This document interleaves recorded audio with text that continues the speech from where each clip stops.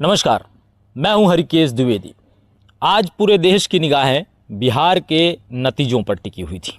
सभी जानना चाह रहे थे कि आखिरकार बिहार की राजनीति काउंट किस ओर करवट लेगा। बिहार विधानसभा चुनाव 2025 की मतगणना खत्म हो चुकी है और तस्वीरें जो हैं वो पूरी तरह साफ हो गई हैं।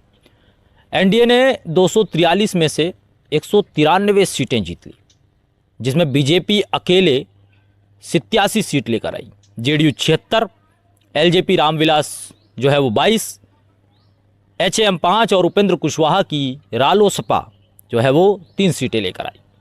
महागठबंधन सिर्फ 48 सीटों पर सिमट के रह गया, जिसमें आरजेडी 38 सीट लेकर आती है, कांग्रेस सिर्फ 6, CPI ML 3, CPI 1। Vote share में भी एनडीए 47.8%, महागठबंधन जो है वो 36.2% और बाकी 16% वोट अन्य दलों में बढ़ गए।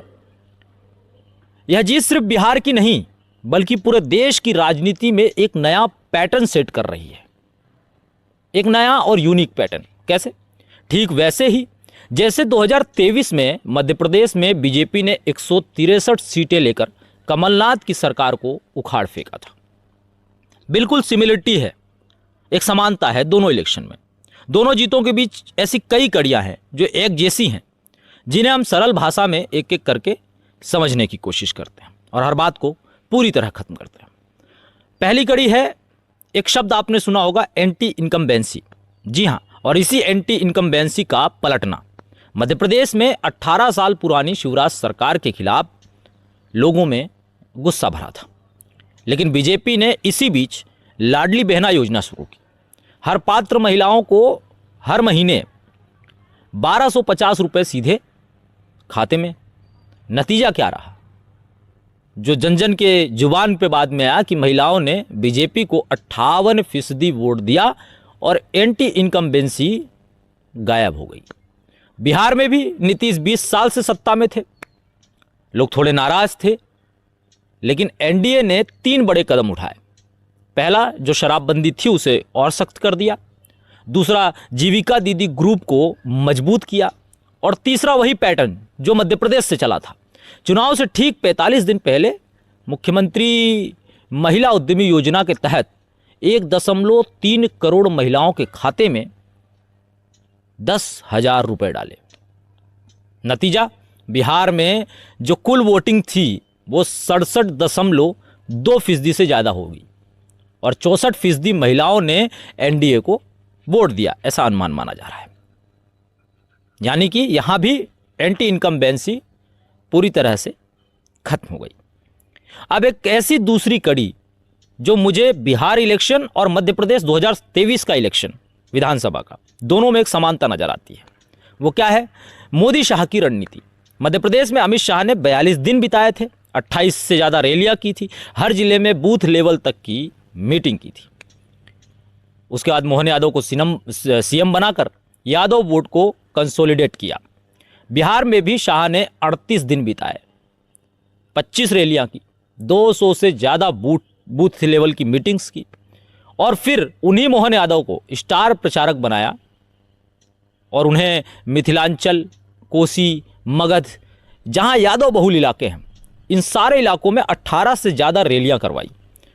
और मोहन यादव ने अपनी हर रैली में कहा कि यादव परिवारवाद का शिकार नहीं बनेगा, विकास का साथी बनेगा।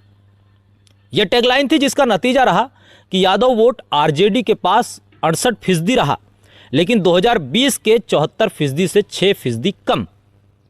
समझिए आप इस बात को, यानी बाकी यादव वोट बीजेपी जेडीयू में बट गया। अब इसमें सबसे बड़ी तीसरी कड़ी जो है वह है विपक्ष का जाति गणित फेल होना। मध्य प्रदेश में भी यही हुआ था। मध्य प्रदेश में कांग्रेस ने दलित आदिवासी कार्ड खेला था, लेकिन बीजेपी ने अनुसूचित जाति के लिए एक अलग मंत्रालय ही बनाया और आदिवासी इलाकों में वन अधिकार पत्र बांटे। बिहार में तेजस्वी ने इसी तरह का एक जातिगत समीकरण कहें या विषय खड़ा किया, MY प्लस दलित, मुस्लिम यादव प्लस दलित का एक फॉर्मूला चलाया। लेकिन तीन चीज़ें हुई, जिसमें से पहला ये रहा कि ओवैसी की AIMIM ने सीमांचल की 24 सीटों में से 19 पर मुस्लिम वोट काट लिया और 2 सीटें भी जीत ली। 4 नंबर में से दूसरे नंबर पर रही। वहीं दूसरा प्रशांत किशोर इस बात की कड़ी रहे। जनसुराज पार्टी ने 243 में से 210 सीटों पर उम्मीदवार उतारे, एक भी सीट नहीं जीती, लेकिन 9.4% वोट लेकर महागठबंधन को शहरी, शिक्षित और ईबीसी लेवल के वोट जो है उनके काट लिए। अब इसमें सबसे बड़ी तीसरी कड़ी रही है, वह है चिराग पासवान। जी हाँ, चिराग पासवान ने 92% एनडीए के पक्ष में जो है ये पूरा समीकरण जोड़ दिया। जाति गणित पूरी तरह फेल हो गया। चौथी कड़ी है हॉट सीटों का फैसला। जब भी कोई भी पार्टी इलेक्शन के लिए मैदान में उतरती है तो हॉट सीटें सबसे पहले बढ़ती हैं। अब इसमें क्या समानता रही कि मध्य प्रदेश में छिंदवाड़ा की जो कमलनाथ सीट थी वो बीजेपी ने जीत ली थी। बिहार में भी कई हॉट सीटें जो है बीजेपी यानी एनडीए ने जीती, जैसे इसे जीत ही मानेंगे क्योंकि राघोपुर से तेजस्वी यादव 11,800 वोट से जीते। लेकिन अगर हम 2020 में के मार्जिन को देखें तो शायद ये आंकड़ा उस समय 38,000 था। महुआ से तेज प्रताप यादव जो चौथे नंबर पर रहे 42,000 वोटों से हार गए, उम्मीद ही नहीं थी। इमामगंज से जीतन राम मांझी की बेटी दीपा कुमारी 28,000 वोटों से जीती। हसनपुर से तेज प्रताप के चचेरे भाई 9,000 वोटों से हारे। और ये हारे जितनी हुई है परिवारवाद की सबसे बड़ी मार साबित हुई है। और पांचवी कड़ी है कांग्रेस और राहुल गांधी का फेलियर।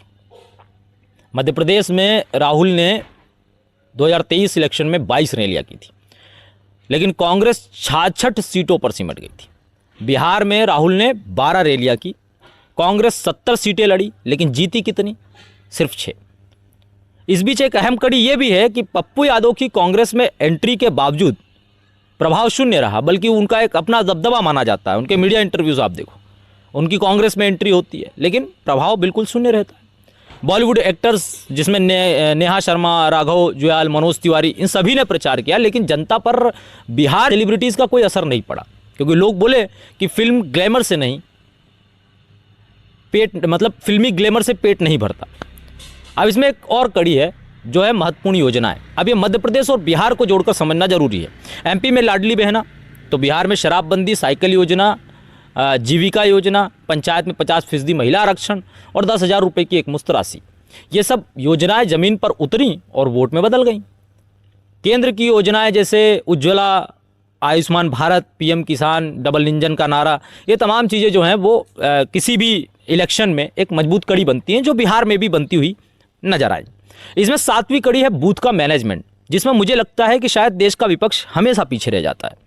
मध्य प्रदेश में बीजेपी ने 65,000 बूथों पर पन्ना प्रमुख बनाए थे, पन्ना प्रमुख लगाए, जिसमें बिहार में 72,000 बूथों पर बीजेपी जेडीयू ने संयुक्त पन्ना प्रमुख तैनात किए थे। हर बूथ पर 50 वोटरों की लिस्ट थी, उनमें फ़ोन नंबर, व्हाट्सएप ग्रुप, सब कुछ एज ए डिजिटल हुआ था।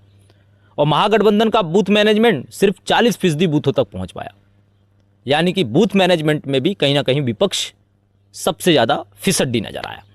आखिरी कड़ी है एक नैरेटिव। किसी भी इलेक्शन के माहौल को बदलने के लिए किसी भी तरह का नैरेटिव काफ़ी होता है, बशर्ते वो कितना ज़्यादा सक्सेस जमीन पे होता है। मध्य प्रदेश में बीजेपी ने कमलनाथ की भ्रष्ट सरकार का नैरेटिव चलाया था। अब यही बात सिमिलर आप बिहार में देखिए। बिहार में एनडीए ने जंगल राज 2 नहीं आने देंगे का नैरेटिव चलाया। शहाबुद्दीन के बेटे को टिकट, तेज प्रताप का बयान, लालू की पुरानी तस्वीरें, सब कुछ इस तरह से वायरल किया गया कि कहीं ना कहीं जब भी कोई भी व्यक्ति सोशल मीडिया खोलता उसे यही दिखता, क्योंकि सोशल मीडिया पर ट्रेंड सा चल गया था, ट्रेंड होने लगा था कि जंगल राज नहीं चलेगा। ये नंबर 1 ट्रेंड रहा। इन 7 कड़ियों को जोड़ें तो साफ हो जाता है कि बिहार 2025 की जीत मध्य प्रदेश 2023 का बड़ा भाई है। यानी दोनों में एंटी इनकम्बेंसी को महिलाओं की योजनाओं से पलटा गया। मोदी और शाह की रणनीति ने जातीय गणित पूरी तरीके से बिखेर दिया, तोड़ दिया, जिससे विपक्ष जो है वो बिखर गया। हॉट सीटें हारना ये ज़्यादा महत्वपूर्ण रहता है जब बड़ा कोई दबंग नेता या दबंग सीट से कोई इलेक्शन हारता है। बूथ मैनेजमेंट लाजवाब रहा एनडीए का, और नैरेटिव ने जनता का दिल जीत लिया। बिहार ने साफ संदेश दिया इस इलेक्शन में कि परिवारवाद, जंगलराज और खोखले वादे अब नहीं चलेंगे। सुशासन, विकास और मजबूत नेतृत्व ही आगे की राह है। नीतीश कुमार एक बार फिर सीएम बनने जा रहे हैं। मोदी मैजिक जारी रहेगा और देश की राजनीति में एनडीए का डंका और ऊंचा बजेगा। बस इतना ही। जय हिंद।